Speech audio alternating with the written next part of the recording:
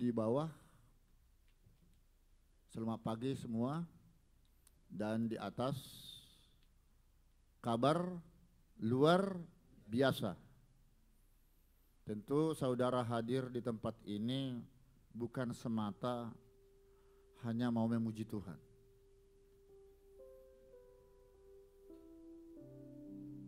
Tetapi ingin mendapatkan satu teguran yang keras. Klik.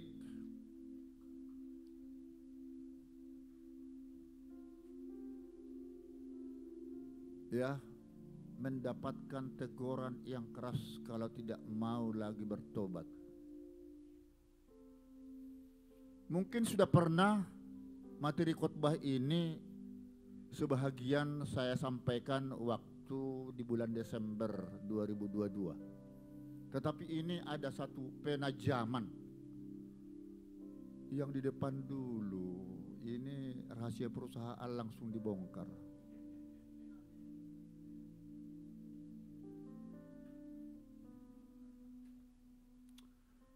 Ya, judul ini sengaja kami sampaikan, dosa yang direncanakan akan dihukum berat, bahkan seberat-beratnya, baik oleh pengadilan negara maupun pengadilan Kristus.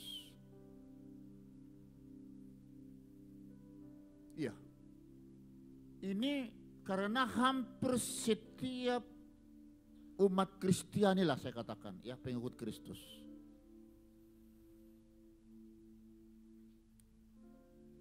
telah berdosa. Walaupun ini karena keturunan Adam Hawa dulu. Tetapi kan ajaran-ajaran firman kebenaran Tuhan sudah disampaikan baik di berbagai mimbar ibadah maupun di berbagai YouTube dan di tempat-tempat lain.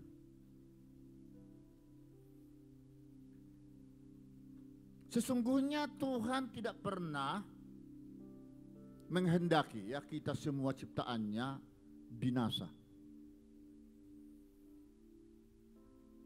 Ya, tetapi ingin supaya kita itu berbalik dari kejahatan menjadi benar dan bertobat. Ya, itu memang dicatat di dalam 2 Petrus 3 ayat 9, tidak ada di sini. Akan tetapi nyatanya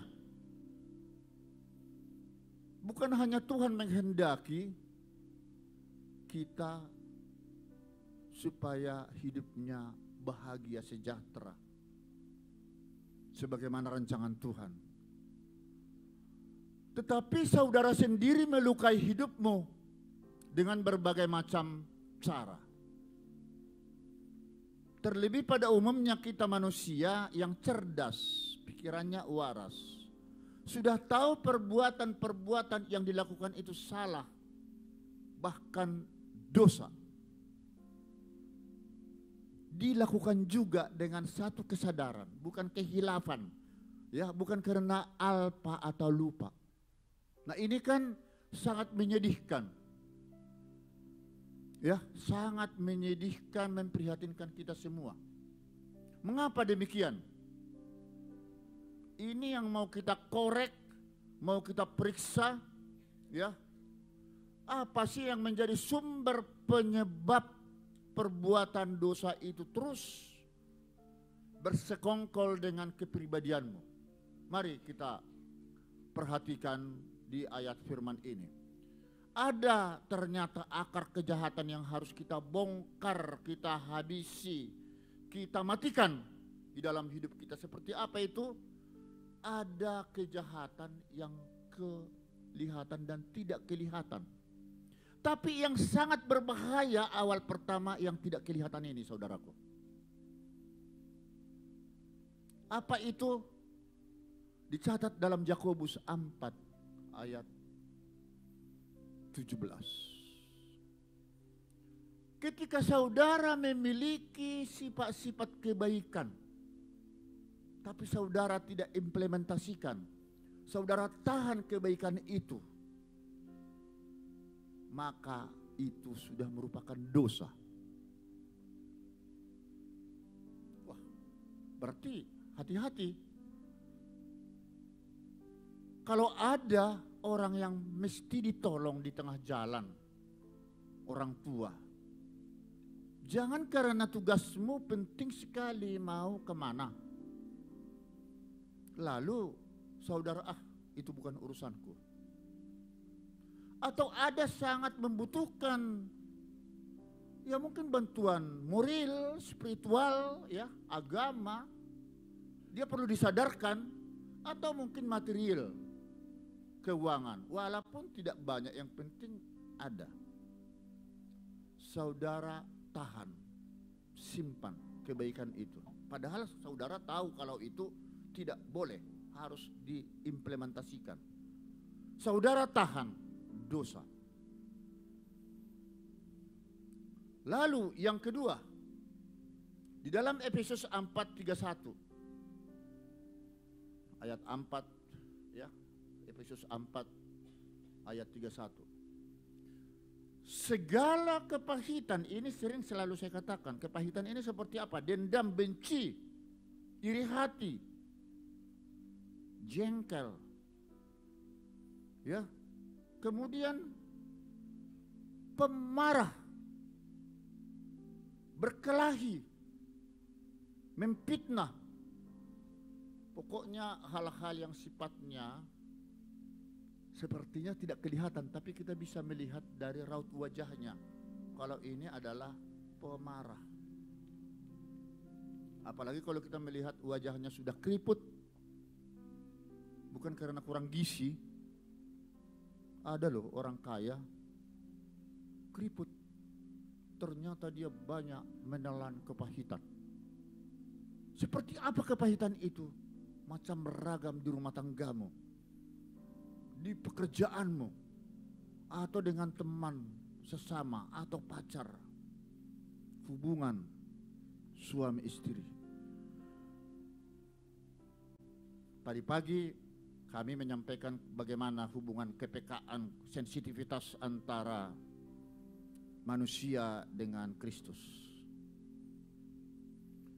Nah, jadi kalau saya menyampaikan masalah kepahitan ini memang sangat menyakitkan dan kita sulit menghilangkan itu. Rasanya ingin kita balas dengan apapun. Tapi ternyata itu menurut firman Tuhan ini tidak bisa. Harus mengampuni dia. Tapi bagaimana saya bisa Tuhan mengampuni dia? Dia sangat melukaiku. Tapi akibat daripada kita terus menyimpan kepahitan itu, ternyata contoh yang pernah saya alami langsung, sepele tetapi itu menyakitkan buat dia. Ketika saya menjadi ketua pengadilan di Simalungun, rekanku ini hakim biasa, padahal kami satu angkatan. Tentu iri. Mengapa dia ketua, aku belum? Wakil saja juga belum. Rupanya dia renung-renung, terus akhirnya dia sakit, gatal-gatal kulit, tidak sembuh di Simalungun. Akhirnya ke Medan. Karena merasakan saya itu anak buah saya datang menjenguk dan membawa buah-buah. Sembuh. Kok bisa tanpa obat jadi sembuh? Kamu rasakan, saya bilang. Iya. Iyalah. Karena istrinya marga Gultom. Saya sakit hati sebelumnya. Iri saya terhadap profesi kenaikan jabatan LAI. Sementara saya masih seperti ini. Ternyata hidupku tersiksa sudah sebulan lebih saya di rumah sakit ini. Inilah salah satu dampak akibat kita menahan kebencian. Belum lagi yang lain-lain. Ya, saudara yang tahu Seperti apa yang kamu rasakan, kebencian-kebencian yang terjadi. Sekarang saatnya itu dibuang. Kalau saudara tidak mau membuang, berarti saudara belum memiliki kepekaan terhadap hubungan Tuhan. Amin. Bagaimana? Bisa? Jangan asal katakan bisa, tetapi kenyataan sulit. Memang ini berat, harus bisa. Toh sudah terjadi. Hubungan dia dengan Tuhan nanti adalah urusan Tuhan. Saudara yang penting sehat walafiat. Amin. Inang ya. Beri kemuliaan kepada Tuhan. Yang ketiga, akar kejahatan yang tidak kelihatan. 2 Timotius 3 ayat 2. Ini sekarang orang-orang sudah mulai mencintai dirinya sendiri, egosentrisnya. Tidak tahu dan sadar kalau dia sudah berumah tangga, sudah punya anak istri.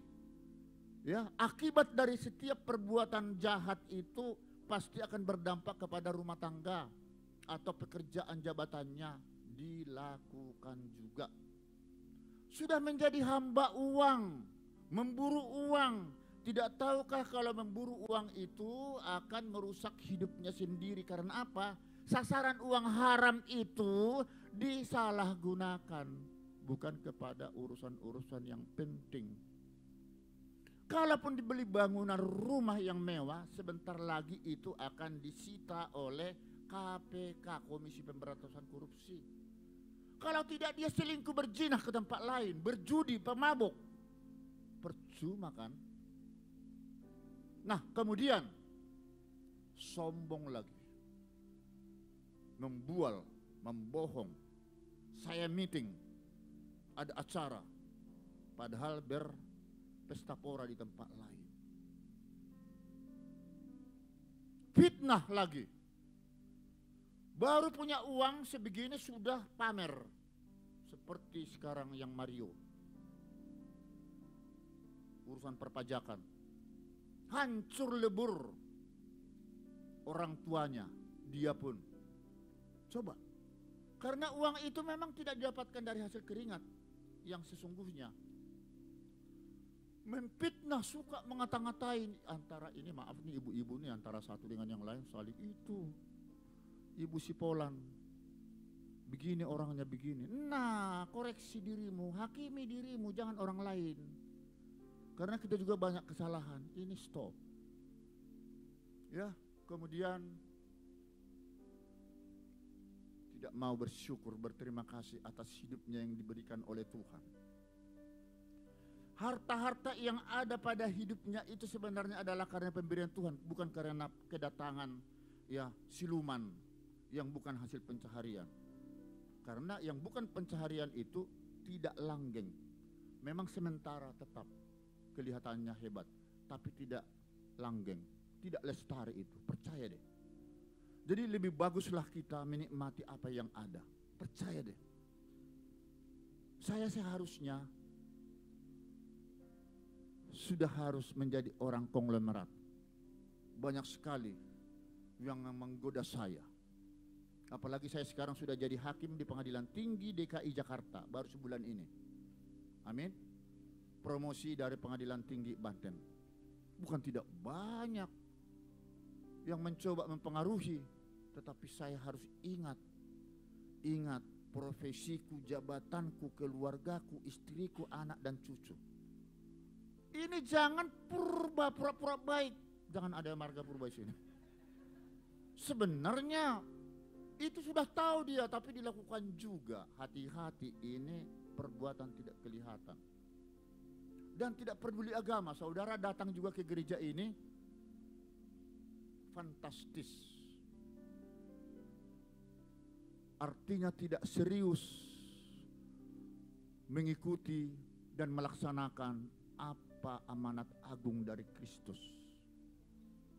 Tetapi yang penting dari tetangga melihat bahwa saudara sudah melaksanakan kewajiban. Ini semuanya konyol. Ada yang salah dalam hidupmu. Yang keempat, masih ada lagi 1 Petrus 1 ayat 14. Adalah karena hawa nafsu yang menguasai hidupmu pada saat kebodohan.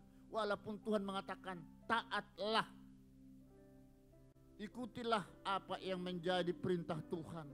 Seperti anak-anak dulu waktu kecil mengikuti, mentaati setiap perintah orang tua.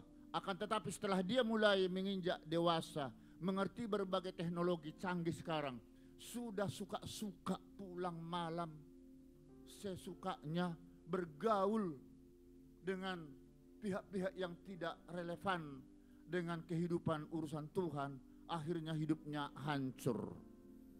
Menarik, dari akibat pergaulan-pergaulan bebas itu, hal-hal yang salah menjadi benar menurut dia. Kan sudah salah, ini sudah gila nih, dinasihati oleh orang tua sulit, malah minta minggat, lari. Orang tua jadi pikiran, alamak. Sementara kita orang tua sudah mulai tua, kok masih memikirin persoalan anak yang begitu ruwet. Sejak kecil kita sudah didik sedemikian rupa. Allah. Nah, ini akar kejahatan yang tidak kelihatan.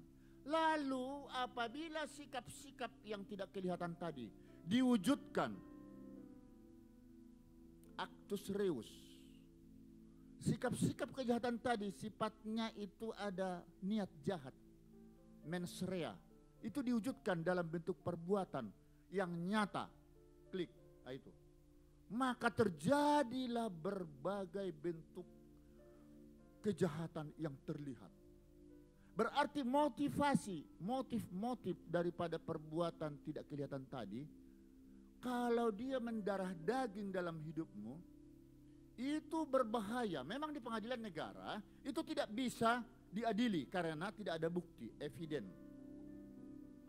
Di pengadilan negara haruslah itu terlihat, harus ada bukti tertulis atau rekaman. Tetapi di pengadilan Kristus ternyata justru perbuatan-perbuatan yang tidak kelihatan atau tersembunyi itulah yang juga diadili Kristus nanti di pengadilan Kristus. Sebentar lagi kita gelar kembali. Haleluya. Nah, apakah saudara tidak tahu apa yang menjadi upah dosa, baik di pengadilan negara maupun di pengadilan Kristus? Tahu. Sekarang kita lihat dulu di pengadilan negara. Kalau mereka-mereka yang masuk penjara, itu enak enggak tuh? Bagi yang belum pernah masuk. Mereka yang sudah di dalam penjara, itu sudah menjadi enak. Karena mau di mana lagi tempatnya? Sekalipun tempatnya sebelumnya istana, memiliki harta benda. Pokoknya semua harta benda, mobil, kendaraan, rumah mewah. Tapi dia tidak takut. Lebih senang berdomisili di hotel Prodeo, di penjara, gratis makan ikan greh, tapi dikawal. Itu yang dikehendaki, tidak takut.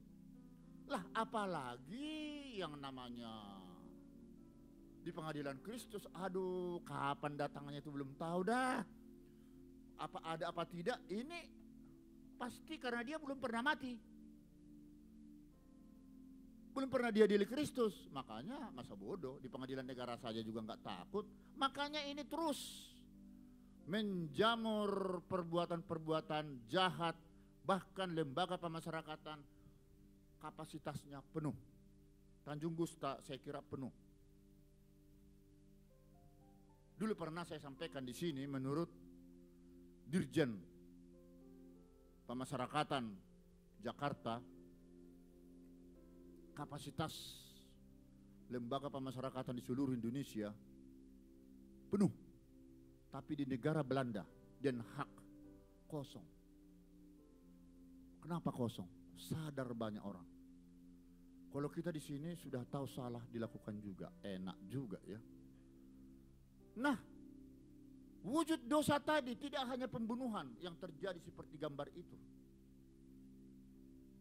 Berbagai macam cara, perampokan, perjudian, korupsi, narkoba peredarannya, ya, hingga kekerasan dalam rumah tangga, perceraian, perselingkuhan. Pokoknya porak-poranda ini semua tidak memikirkan lagi hidup masa depannya. Ya, berarti perwujudan perbuatan dosa ini benar-benar itu sudah menjadi permainan biasa. Nah, ternyata sumber praktek seperti apa yang saya katakan ini, ya, upah dosa, walaupun dikatakan di dalam Yesaya, terlalu kecil itu.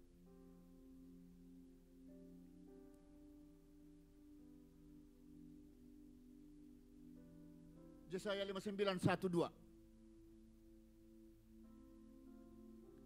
Ini saudara mau minta pertolongan kepada Tuhan. Ini sebenarnya dalam praktek. Sekalipun saudara belum dihukum pengadilan negara maupun pengadilan Tuhan karena nggak ketahuan, tapi Tuhan tahu nanti di pengadilan terakhir dipertimbangkan, ya. Tetapi sesungguhnya saudara harus menyadari selama hidupmu pasang surut permasalahan hidup, ya. Yang satu baru selesai, besok datang siksaan, ya, hancur hidup, rumah tangga dan segala macam. Saudara minta petunjuk, minta tolong kepada Tuhan. Tuhan tegas mengatakan, saya bukan tidak panjang tanganku, bukan tidak pendek pendengaranku untuk mengangkat, untuk mengabulkan segala pergumulanmu, permohonanmu, akan tetapi karena kejahatan dosamu, wajahku akan saya sembunyikan, saya tidak akan menurunkan berkat kepadamu. Itu kan sering kita alami kan. Kalau saudara hidupnya susah, ada orang dari sakit penyakit sembuh, itu masih baik Tuhan, masih menolong. Tapi setelah dia sembuh, ternyata kumat lagi, jatuh dalam dosa. Ada yang nggak bisa lagi sama sekali tertolong hidupnya, ini dia, ya. Di Yesaya 59 ayat 1 ayat 2, rasakan itu. Walaupun ada di balik daripada persoalan itu muncul nanti, ada rencana Tuhan yang indah di balik itu agar saudara jadi sadar. Sadar menjadi berbalik kepada jalan yang benar dan bertobat. Ya, tapi saudara sudah sempat mengalami satu siksaan yang sangat hebat. Baru Roma 6:23, upahnya maut, kematian yang mengerikan. Saudara ini karena belum dilewati, belum ada penghakiman terakhir, belum mati-mati, makanya saudara menganggap ini sepele. Tetapi yang nomor satu, Yesaya 59 ayat 1 ayat 2, itu saudara pasti banyak mengalami itu. Mulai hidupmu, pekerjaanmu, keuanganmu, hancur-hancuran semua. Itu akibat apa? Coba koreksi, kenapa bisa terjadi seperti itu. Minta terus pertolongan kepada Tuhan, perbaiki hidupmu, amin. Nah, tapi di dalam Ibrani 10 ini juga urusan Tuhan lagi, 26-27. Apabila saudara sengaja tadi berbuat dosa segala macamnya itu, maka tidak ada lagi pengampunan terhadap saudara. Dosa yang saudara buat karena perencanaan tadi, tidak ada pengampunan dosa lagi. Tetapi hanya kematian ditunggu di pengadilan terakhir nanti yang sangat mengerikan. Namun, apakah sekarang sebelum penghakiman terakhir ini masih bisa kita minta pengampunan dosa? Bisa. Masih bisa. Hanya statusmu beda dengan status orang-orang yang tidak sampai mengalami siksaan di penjara, di negara. Saudara harus mengalami siksaan itu dulu, minta ampun, pengampunan kepada Tuhan. Nah, saya harus mau menyampaikan kembali, ya, perwujudan dosa tadi, ya.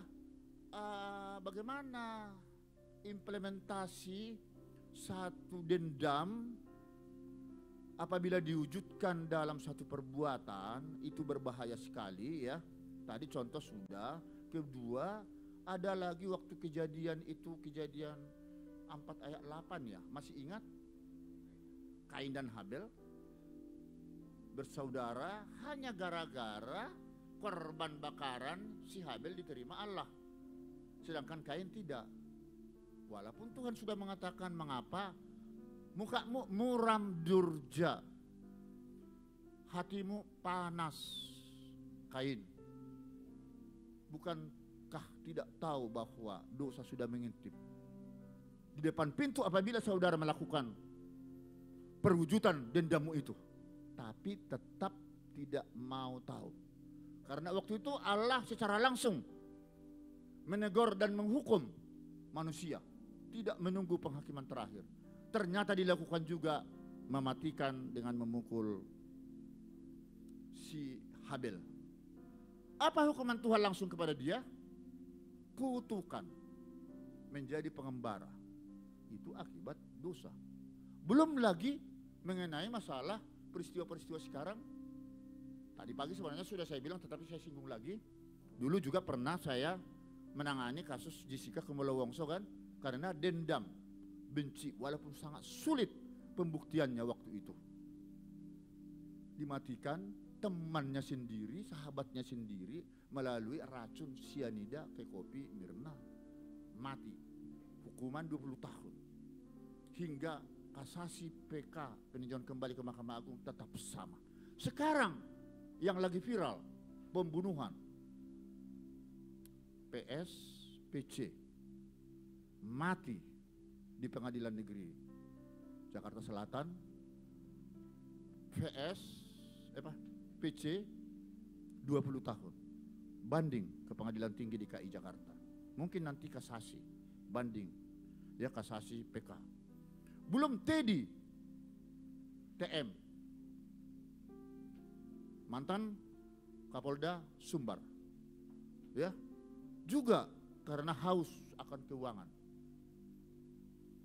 bersama Linda Cepu, sedang proses di Pengadilan Jakarta Barat. Nanti juga akan banding ke pengadilan kami.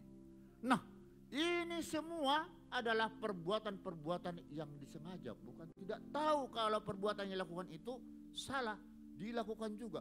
Bukan tidak sadar kalau dia sudah punya suami, istri, keluarga, mapan hidupnya, berkelimpahan keuangan. Akan tetapi lebih senang mengembara di hotel Prodeo gratis, tapi dikawal. Coba, belum lagi ini masalah keluarga. Ternyata perzinahan dalam rumah tangga merupakan perhatian khusus bagi Allah, karena Dia sebagai saksi di dalam perkawinanmu. Tidak boleh menceraikan pasangan suami istri kecuali dipisahkan oleh kematian. Di dalam Ibrani 13 ayat 4 dikatakan, hormatilah rumah tanggamu, jangan cemarkan tempat tidurmu. Jangan cemarkan tempat tidurmu, karena pejina, pesundal akan dihakimi di pengadilan terakhir. Coba, berarti ini perhatian khusus daripada Allah. Kata-kata dihakimi di pengadilan terakhir ini baru perbuatan-perbuatan yang disengaja. Kalau yang tidak disengaja sepertinya bukan mengerikan kematiannya. Sepertinya loh. Tapi nanti akan kita lihat di dalam perikop berikutnya, apakah tercatat namamu di kitab kehidupan. Ini persoalannya. Karena ini tergantung daripada pertobatanmu. Nah, pengalaman pribadi juga tadi sudah saya katakan. Nah, sekarang upah dosa sudah tadi, ya. Kalau begitu,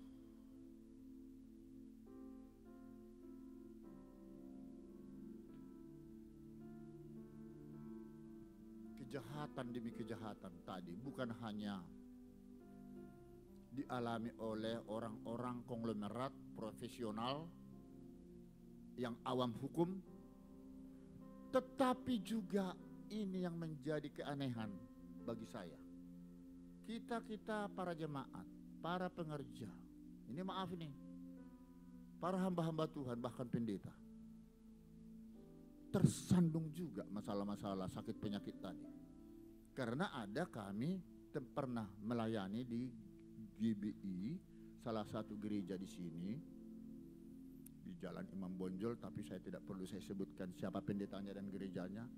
Itu tempat gerejanya dijadikan tempat peredaran narkotika. Karena marah istrinya, ditamparilah istrinya ini. Mengakibatkan terjadi kekerasan dalam rumah tangga. Akhirnya istri melaporkan suami. Dan dia proses sekarang oknum pendeta itu, ini oknum, pendetanya mulia, hakim juga mulia jabatannya, tetapi profesi itu mulia. Tapi oknumnya, orang yang menyalahgunakan jabatan itulah yang menjadi oknum, itu sedang diproses di Poltabes Medan.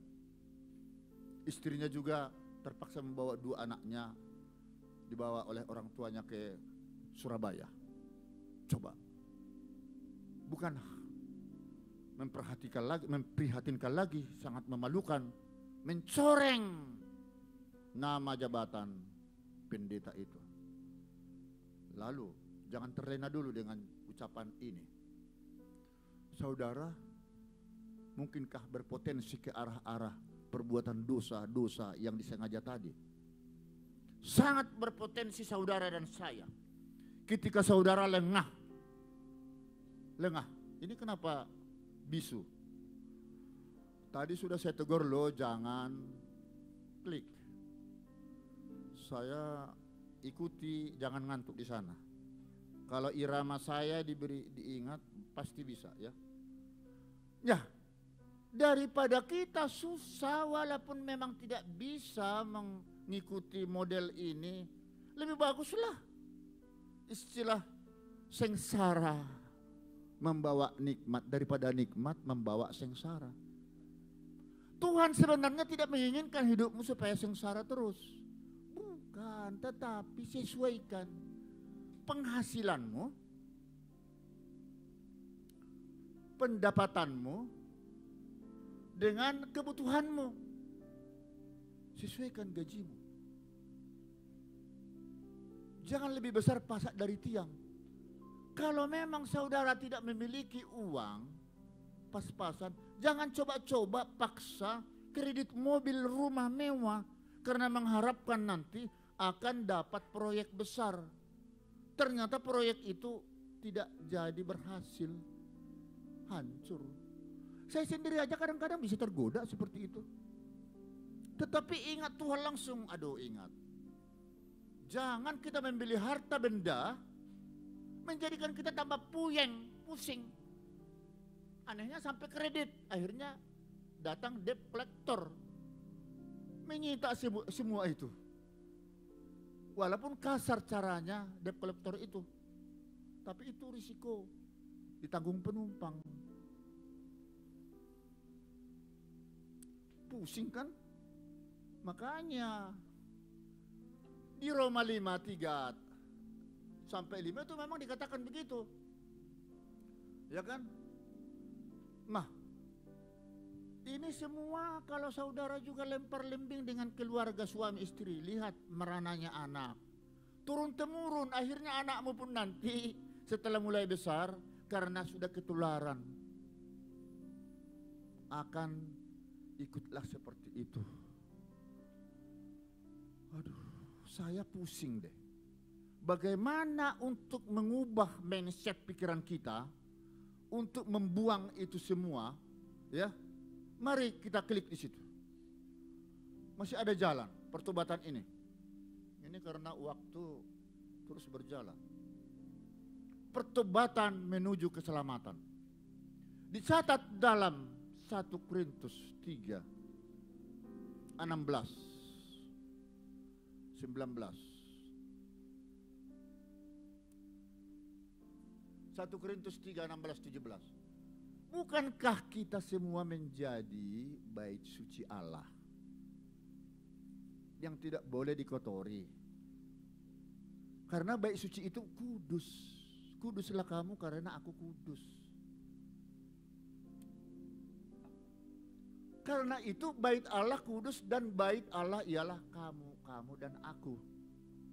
Kalau itu sudah menyadari kita bahwa saudara itu adalah bait Allah, mengapa kamu kotori hidupmu? Mengapa kamu cemarkan rumah tanggamu? Mengapa kamu cemarkan pikiran otakmu yang kotor itu, seolah-olah kebaikan itu sudah menjadi, saudara asumsikan yang jahat itu menjadi baik. Ini ada yang salah. Mengapa tidak takut lagi sama sekali dengan urusan-urusan penjara tadi? Tapi fakta di lapangan memang waktu saya melakukan penelitian khotbah di Lembaga Cipinang dan Lembaga Nusa Kambangan, yang notabene-nya di sana adalah para penjahat-penjahat kakap, penjahat-penjahat yang koruptor, ya narkoba, pidana-pidana mau mati, ya 20 tahun. Ketika saya tanya, kebenaran firman Tuhan itu ada relevansinya, hubungannya. Dia bilang begini, saya memang Pak, kan pertanyaan begini, mengapa kamu lakukan, tidak tahukah itu salah sebelumnya, peredaran narkoba dan membunuh itu? Saya sebenarnya sudah tahu Pak, tapi karena aku jengkel benci. Kenapa kamu korupsi? Iya, saya merasa terdesak karena hutangku banyak. Dan saya sudah mau digadein atau diambil disita bank, rumahku, mobilku. Lalu tidak tahukah saudara dampak akibatnya kamu akan dipidana seperti ini? Tahu Pak. Loh, tapi kenapa dilakukan juga? Itulah Pak, kesalahanku. Loh, dampak luasnya tahu tidak sampai urusan pertobatan ke surga. Wah, kalau itu bukan jangkauan saya lagi Pak. Karena itu prosesnya panjang, dia bilang. Alamak. Itulah yang terjadi. Itulah yang terjadi. Lalu di dalam Kisah Para Rasul 3:19-20. Kapan kalau begitu kita sadar? Tahu tidak sadar itu insaf. Coba renung dulu deh. Aku pun pusing memikirkan kita semua, termasuk diriku. Karena saya pun sedang proses loh. Tetapi ini harus saya wejantahkan, implikasikan kepada saudara. Karena saya sekarang harus menjadi contoh. Makanya ketika saya mau berkhotbah di sini seharusnya bukan saya. Ini hanya 2-3 hari, ternyata ada pas kosong. Saya mendapat kesempatan di sini. Tadinya saya mau di Palembang. Nah, ini hadir nih menantu, berdiri dulu. Iya, ini adik istri, berdiri dulu. Jadi ini tidak ikut istri.